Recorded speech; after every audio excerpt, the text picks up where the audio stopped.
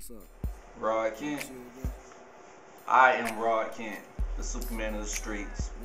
I'm also used to be known as fight felony, a lot of things, but now I'm known as one of the top producers around here. I also manage, I'm holding down my own little record label. Shout out to Storm P, shout out to Lady Keys, shout out to everybody out there holding it up for Beat Break Entertainment. I'm a real cool dude, you know how I do. I do my thing when I do, you know what I'm saying? But I'm not too cocky, not too shabby, It's just that, I know what I got and it's a gift. And I appreciate that from the one above, but other than that, I write, I do graphics, I do all of that. Well, I actually started when I was 14 years old. I actually started rapping earlier when I was about 7 years old. And I remember when I used to sit down with my cousin listening to old Master P tapes and stuff like that. And he'll sit down here talking about he want to be young something. And I was like, my name gonna be Fire. That's how I came up with that. And all I did was switch it around, talking about I'm gonna just put PH. And those were the days because I sit there and be like, man, all my raps I'm gonna be like, digga this, digga that, and all that, But stuff changed over the years, and I began making beats, trying to make beats to me and my rap group songs what we was writing. We had a group called Bulletproof, but big ups to the cats in Philly. Started making beats, and next thing you know, I found out you can get paid. So I said, why not? Sell this stuff. Technically, it's been since I was 14, so I say over a decade because I'm 24 now. My influence is a big influence in my life.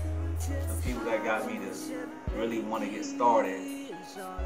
Shout out to Timberland. He one of the first people I noticed, and I always said I wanted to start making beats and stuff. But the one that really set me off to really want to be a rapper would have to be Ludacris.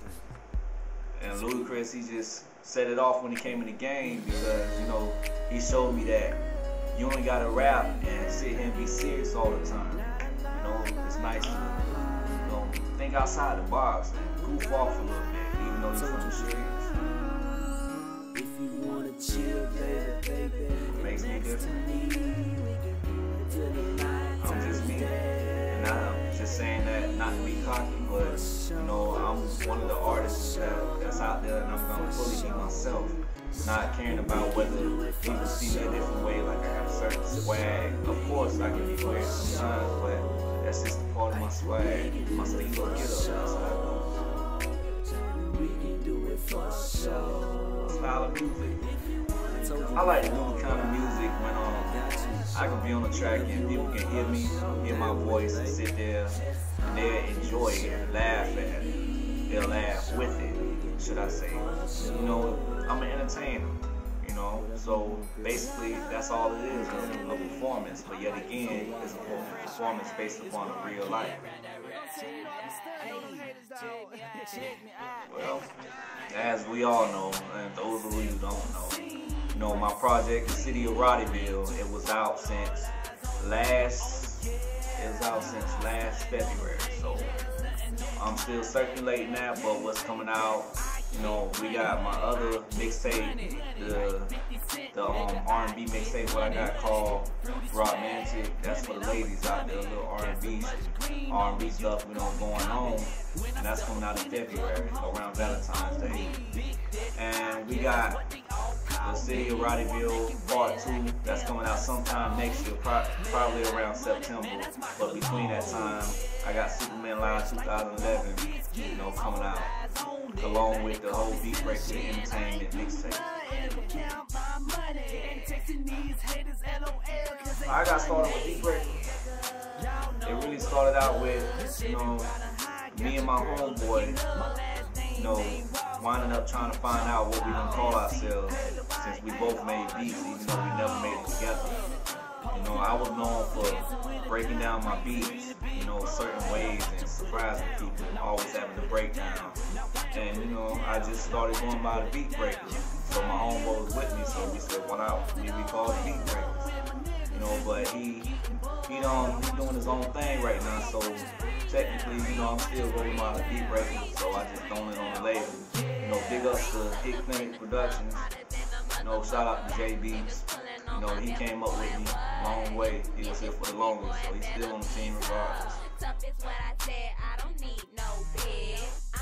It's plenty artists that already came to me, you know, they wanted to roll with beat breaker, but it's certain ones that I pick because of their you know, the way they coming at it, and the way they came at me, and I let them know that I'll be with them every step of the way. And it's the fact that they'll never give up, and they're not just going to roll with beat breakers to try and come up with me, but they're actually putting themselves out. And basically, out of generosity, they started rolling with me, so I'm showing them love. Lady Key, what made me want to work with her, or should I say, what made her want to work with me, because it ain't nothing but a blessing. This is nothing but a blessing to have her on my side, you know, because basically she came down to Gainesville when I was staying in Williston or whatever, and we met each other because I used to record at her uncle's house. Her uncle, you know, is the one that taught me everything about engineering. You know, he loved, you know, old guys, so he taught me a lot, you know, but he introduced me to her, and I heard her style, and I was like, I like it. She got her own voice. So I started being a producer. So as me being a producer, she became even more than that throughout the years, because she was at a time when I felt like giving up. And she made so I wanted to stay in the game, because she made so many tracks up until the point when I was like, okay, I want to stay up in it. You know, she later on became a friend, and that's just what she is. So regardless, she a part of Beat Breaker. Now you see, Shay Breezy I've known her for years, and me for one, when I first met her, I never known she was into that rapping stuff, up until I caught back up with her, and, you know, she came to me, and, you know, she let me hear some of her stuff, but little did she know that I was a producer, and I recorded, and I was a manager as well. She didn't know that, and I heard her stuff, and once I let her know who I was, you know, she didn't really get it up until she heard some of my beats, and she was like, oh, look up in the sky. Yeah, I heard that before. Nah, that's you? You know, and I was like, yeah. You know, but I basically taught her how to, you know, get better and kind of swag it out on her lyrics and stuff. But unfortunately, she going off doing her own thing, so, you know, she not really rolling with Beat Breaker, you know, but she got her own little thing going up, so shout out to her. But she know it's always a place over there for her. Now Clutch, I met him in high school. He was always the high school jock, the popular jock and stuff. You know, so I didn't expect to meet up with him, you know, after high school and stuff. You know, I was a dork in high school. No, I mean, I was still getting females, but, you know, I was still doing my thing. But after high school, it got kind of crazy, because I was the type of person that was an outcast. So, you know, he came up on me. You know, he was dating one of my sisters, so, you know, I was thinking he was playing around up until the first track we did. And that first track made an impact on me so much that I was like, let's start working together. And since then, you know, he said he wanted to be a part. He did all he can to prove to me that he was ready to be a part of Beat Breaker. So I say, okay, put a lot of chance, and he got it. Now the thing about Rich, see, at first, he used to always BS about, you know, buying his beat from me, you know, so I wasn't really hearing it. You know, I'm a businessman, but Storm P brought him to me, and I was like, you know, she ain't gonna bring me no bullshit, no BS or whatever. She ain't gonna bring me nobody like that. And he came to the play, you know, because, you know, I thought it was kind of crazy, you know, because the first time when I met the dude, we was at a party, he was acting a fool, but I was like, no, he ain't going with us no more. But some told me to give him another shot since he said he had the money to buy the beat anyway. So I was like, alright. So, you know, one night we sat down, we vibed, and I was like, man, this cat cool when he's sober, you know? And next thing you know, Storm like, she came up with this little hook or whatever, since this girl kept calling my phone. I'm like, man, why she keep calling my phone? So Storm came up with a girl, stop calling my phone. Please, I can't sing like Rich, but you know, since he was still, we dropped the track. But before we could do it, you know, while they were singing the chorus, I sat here and made the beat. You know, don't take me that long, but you know, I made the beat. So they went to Taco Bell, came back, boom, we was ready to do it. He proved to me that he was ready.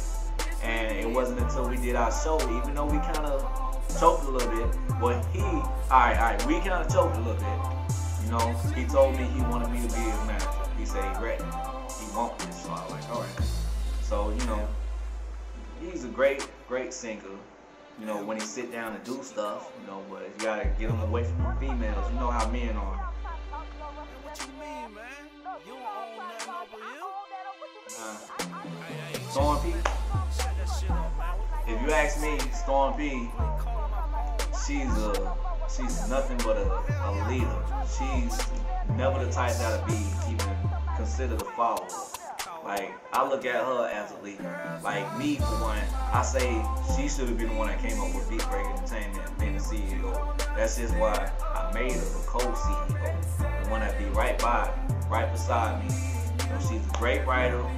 You know, she can sing kind of, you know what I'm saying? But if she could sing like Mariah can, she would have been up there already. And I'm glad she can't, because she wouldn't have met me. You know, her ass is right here, broke as hell, like me. You know, but you know, next time we know we ballers, but she's a great writer. But one thing that caught my attention is her song, my favorite song, and it's called "I Need a Deep Thrower." And you ladies know what that D is, and if you don't, I got a couple of offers I can play. Well, other than that, you know, she made a big impact on my life, because you know, we all go through problems. She was going through something, I went through something, and she was right there with me.